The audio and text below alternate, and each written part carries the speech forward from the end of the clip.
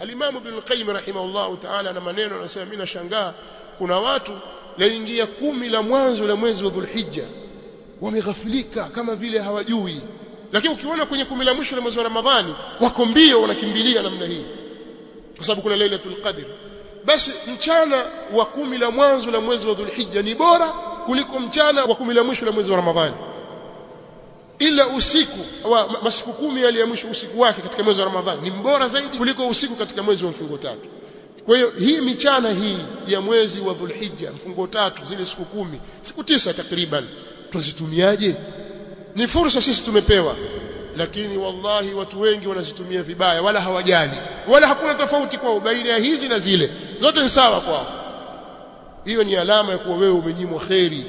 Allah amekunyima khairi, hakukuongoza katika khairi hiyo. Kwa hiyo utakiwa ujitathmini. Fursa tunazopewa katika umri ni fursa ambazo la tuawad, hasiwezi kufidiwa, na wala fursa hizo hazirudi. Kama zilishapita ishapita. Ulipita ukiwa na umri wa miaka 15 ndio ishapita hiyo, hairudi tena nyuma. Miaka 18 20 ilipita, ndio basi tena tunakwenda mbele. Sasa tuangalie hiyo 55 60 na 70 ulikuwa nayo, hairudi tena nyuma. Hiyo ndio fursa imepita.